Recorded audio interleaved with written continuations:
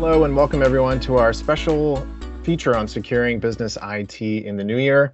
My name is Chuck Minguez. I'm the SDR here at One to One, and we have a very special guest with us today. We have One to One's IT all-knowing subject matter expert. And today we're going to be talking about the importance of IT security in 2024. What does that look like? How can you implement that? And what can you do to better protect your business in 2024? So joining us today is Billy Sprankle. Billy is the subject matter expert at One to One. Billy, thanks for joining us today. Can you tell us a little bit about yourself and your background with IT security? Yeah, thanks, Chuck. So I've been in the IT industry for over 25 years. I've worked in multiple organizations ranging in size from 3 employees to over 10,000 employees. Worked in lots of different arenas and different support mechanisms within IT in those different organizations. One of my roles was as a Cisco CCNA instructor, working at a local technical high school where the students were focused learning on topics like CompTIA, A+, Net+, Security+, and also CCNA. So one of the things in all of my years that's always been true to a certain level has been IT security. IT security is critical to ensuring the business remains operational. While the technology and how IT security has evolved, it's still always just remained constant. Yeah, that's great. Great segue too. So, and that was one of the first things I wanted to talk about today was just understanding what IT security looks like today. And as we enter into the new year, what are some of the biggest challenges that you see businesses face when it comes to IT security? So yeah, it's a great conversation point. As we enter 2024 and here we are recording on the 2nd of January, there's several challenges that are becoming apparent. One is securing our ever roaming workforce. It's becoming more and more challenging with the desire to work from anywhere and have access to any of the data required. While it's not necessarily a new topic, the challenge revolves around increasing the protections and ensuring that if an employee is working in the office, at home, or at the local Starbucks, they maintain the same level of protection. Right. Another challenge is actually email security. Not only receiving email, but ensuring that legitimate messages you send are being received by your target audience. As spam is something we are all well aware of. And get on a daily basis. I've deleted a plethora this morning myself. Right. Yep. Email protections are going to start really requiring the senders to add more verifications, authentications for email to ensure they're delivered consistently. That's interesting. Yeah. So can you talk a little bit more about that and like what kind of insights or approaches that One to One is bringing to these challenges? Yeah, so we've really focused on evaluating what the two different arenas are, and looking at products and services out there that could, specifically around the maintaining level of protection anywhere, looking at different products, approaches, security aspects that focus on that arena. And then with email security, there's been a lot of conversation about that recently. And there's several newer technologies that most people aren't aware of. DMARC, SPF, and DKIM are 3 of the top ones. There's also a BMI, a new one that's coming out, that is going to be a bigger and bigger topic as we explore that as we move forward this year. Very nice. So it's safe to assume that employees are still the biggest attack vector. You mentioned email. It's like yeah. So with employees having the first line of defense, that's where the employee understanding what is safe to click on, what is safe to open, questioning what they're receiving. It's very difficult with today's level of spam that's coming through. Sure. The idea of how much spam is being delivered and how realistic it looks. While we can add layers of protection in there, that would help that with DNS filtering, with spam protections at the receiver side, understanding what that looks like from a, hey, it got through all those other pieces. What is, from an employee perspective, what doesn't look right? Sure. What's close but not quite right, and what makes you scratch your head and say, is this legit? Yeah, So, exactly. and that, learning a lot of those things, learning what to look for, a lot of that comes into like a security awareness training program, which we also have available for our customers.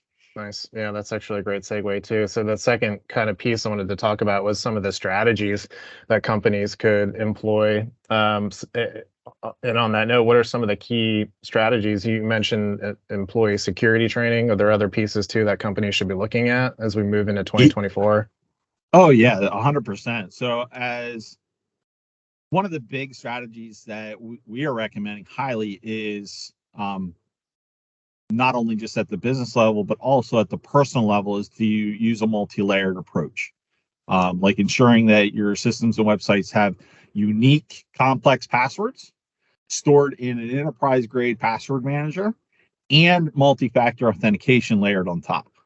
So with the combination of both the secure, complex password and multi-factor authentication, your risk of that product or service that you're protecting with that, being vulnerable or being compromised, is greatly reduced. Nice. Also on your computer systems, we're looking at layering security in there, because that's also very important. The idea of having a next generation firewall, security services on a firewall, like content filtering, malware protection, geofencing, those kind of protections in there, DNS filtering, the idea of being able to protect each computer, each person at the DNS level. So whenever you go to www.google.com, making sure that it is truly google.com. Right. Yeah. And then finally, one of the big things, and I touched on this earlier, is about the protection anywhere. And in the industry, we call that a zero trust approach. So there's some products and services out there, and we can explore that a little more. We're talking about zero trust and really protecting all the way down to the computer end user level, and not so much where that person or computer is. Nice. Yeah, that's actually a great piece too. Could you dive a little bit into that too? Like what's the product or service that we might offer to a client who's interested in looking at something like that? Yeah, so there's a couple of different ways to approach it. There's one way to look at zero trust is what we call application whitelisting.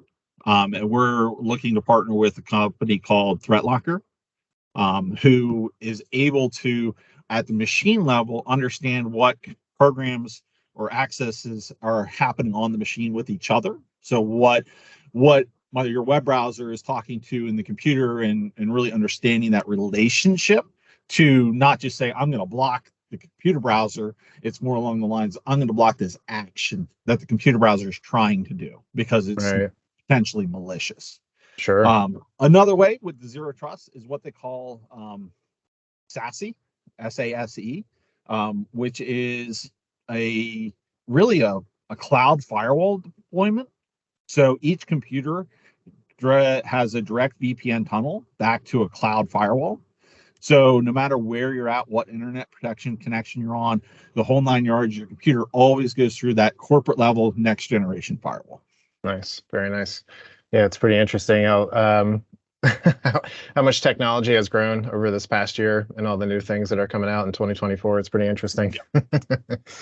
And talking about those types of tools, what do you see are some of the common mistakes that businesses might make when they're trying to implement IT security? One of the biggest mistakes that I can see people making is not utilizing a multi-layered approach, but thinking about one product or one service that they think that is going to protect everything. So when we're talking about multi-layered approaches, each tool protects the infrastructure from a different perspective.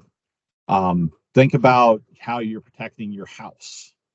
So you might have door locks but you not lock your windows? Well, it's a different point of egress. So you have door locks, you have window locks, maybe you have an alarm system, maybe you have cameras, maybe you have the ability to have multiple layers of locks on a door.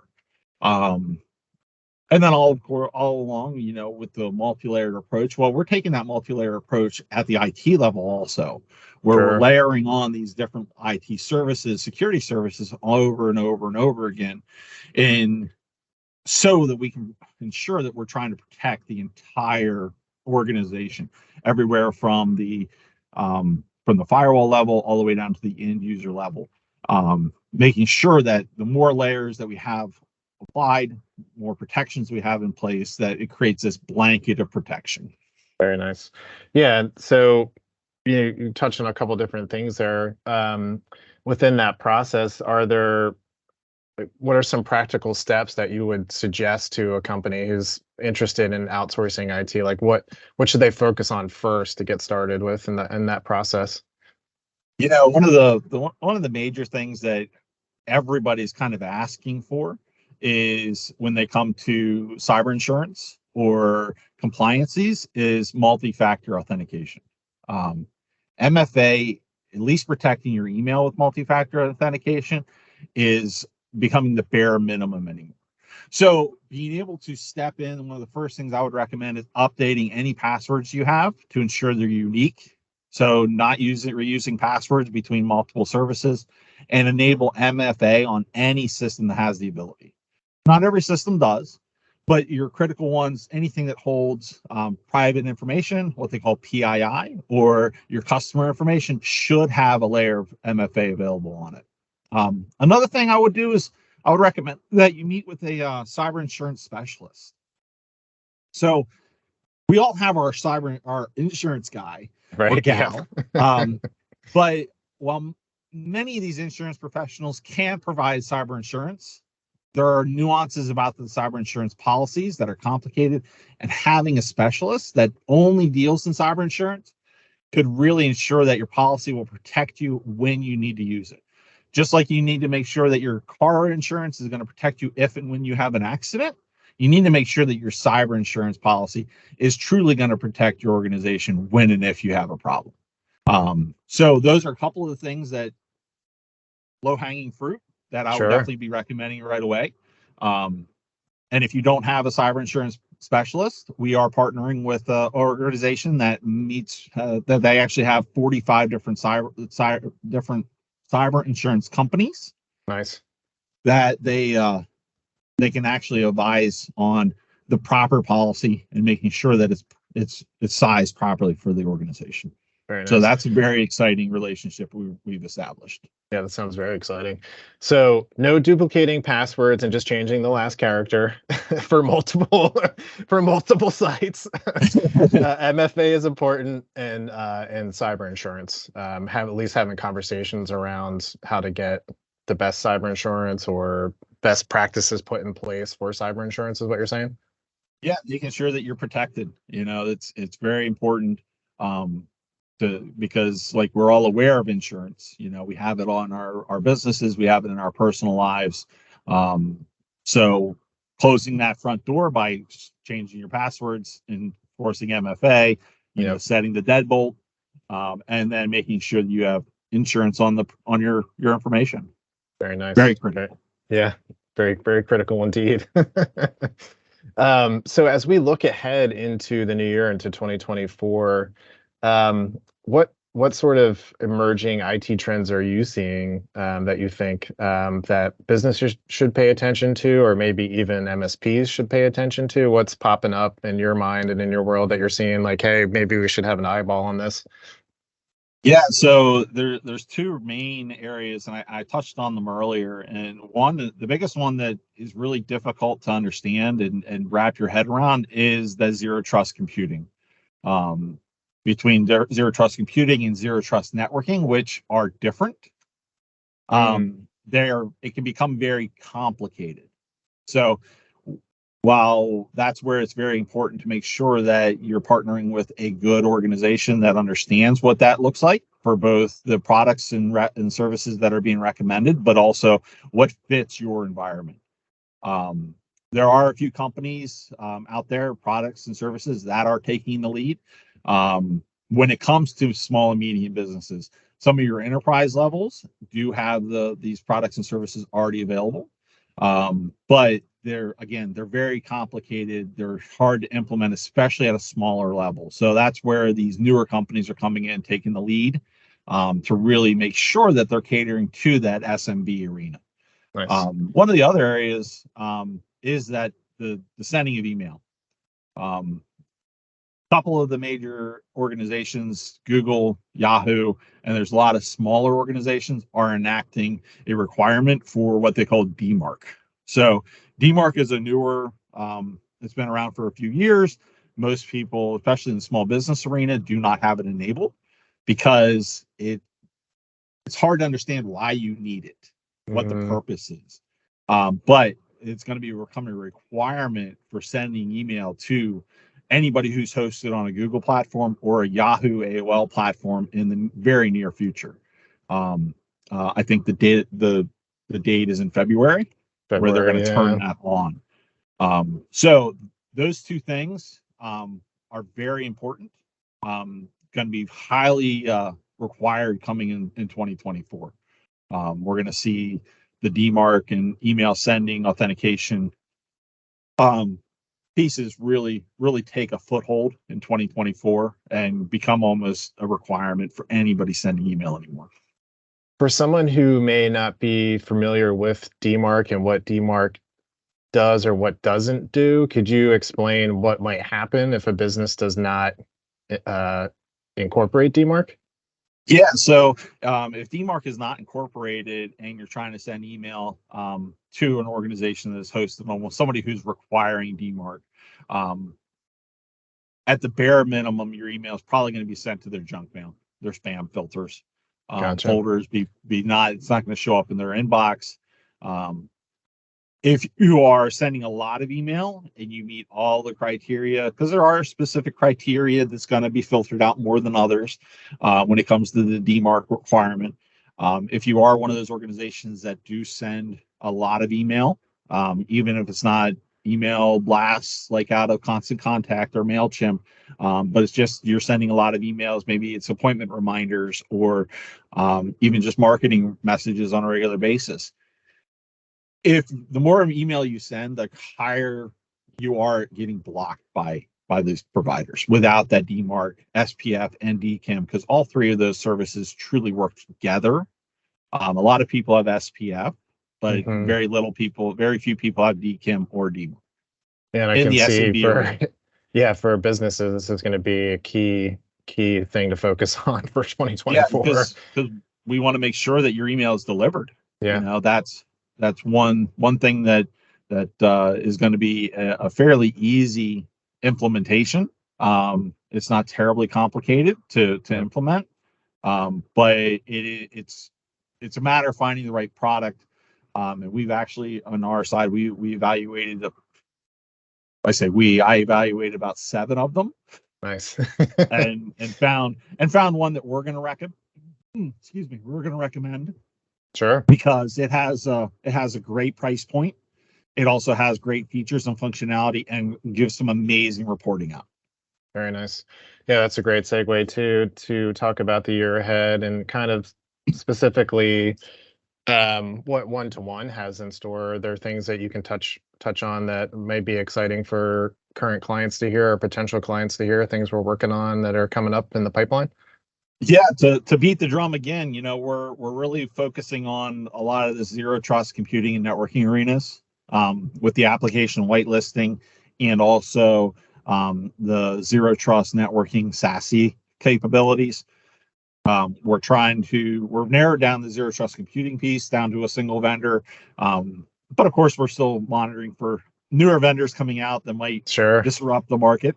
But the networking arena with SASE, there's a level of complexness there that we're really doing our due diligence to make sure that our customers, that we understand it enough, that our customers are going to understand it, and it's going to provide a solid benefit for those organizations that need it.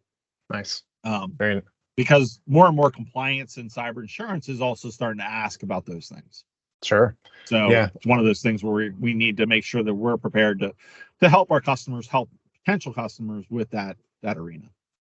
Yeah, so it sounds like all of the products kind of in our stack are meant to help people in those business worlds just grow, right? And they're going to have the tools in place to help them up against what's coming up in 2024 as far as potential threats and attacks and things like that from a cybersecurity perspective. Yeah, our service stack, it really revolves around that multi-layered approach. It's the multiple locks on the door, it's locking the windows, it's the alarm systems, it's camera systems, and legitimately we could do alarm systems and camera systems if the client is requiring that. Access control, we can do all of that. So really, it's adding on these multiple layers of security to ensure that we have that blanket of protection. Very nice. And then putting that entire organization underneath the cyber insurance policy. Very nice. And hopefully getting the best premiums and yeah, right. lowest deductibles as possible. That's always a plus. Because I don't think any of us like to really spend money on insurance. No, right, exactly. Yeah. Anything we can do to help save and grow are all good things. Yeah, and that's really where our service stack is really being developed. It's revolving into that arena to make sure that we're answering those questions by compliancies and insurance companies. Very nice. Yeah, all good stuff. This is really great. I hope everyone has enjoyed the talk and has come away with some understanding about what is coming up in 2024, how they can implement cybersecurity and get people on board in their teams, and best steps to move forward. Do you have any closing remarks on 2024 or even what 2023 looked like leading up to 2024 in IT security? The 2023 to 2024 landscape didn't really modify a whole lot. It was very consistent between the two years. We've constantly been evolving towards this multi-layer approach because unfortunately the attackers they're not letting up over and over again. They're hitting us harder, they're hitting us faster, but with the multi-layer approach, we're not being easy targets anymore. I think we've seen less ransomware in 2023. And hopefully we continue that trend in 2024. And that really, with the less ransomware, comes into play. Again, security awareness training, training your employees on how to recognize something that's not quite right, how to avoid the scams, whether it's a gift card scam or even a scam on your personal level. Ransom scams, there's a lot of things happening out there with the advancement of AI and deep fakes. So our security awareness training program that one-to-one recommends does touch on a lot of those topics and really make sure that everybody is educated as much as possible. And then, just continue with the multi-layered approach. That's I can't say it more enough. I can't say it enough, is having that multiple layers in there and making sure that we layer these on to ensure that blanket is protecting the organization as best as possible. So 2024 is I'm super excited for. I think we have a lot of really great products chosen out for our customers in there that help with this low multi-layered approach, that are tried and true in the industries, and should make maintaining your IT not the headache that it could be, but taking a lot of that stress out of there by allowing one-to-one to help. And then, probably the last thing is you guys can find me on LinkedIn if you have any questions. I'm happy to friend people and reach out. And if you have a technical question or whatnot, reach out. Let's chat. I'm happy to have conversations. And of course, you can always get in touch with Chuck also, and he'll get me whatever questions that you have. That sounds good. Yeah. Thank you so much, Billy. I appreciate your time today. Billy, always a pleasure. Everyone listening in and checking us out, make sure to visit one-to-oneinc.com for more information and resources. And you can follow us online. As Billy said, you can find us on LinkedIn. We'll share some links where you can connect with us. Thank you again, Billy. I really appreciate it. And Happy New Year, my friend. Happy New Year.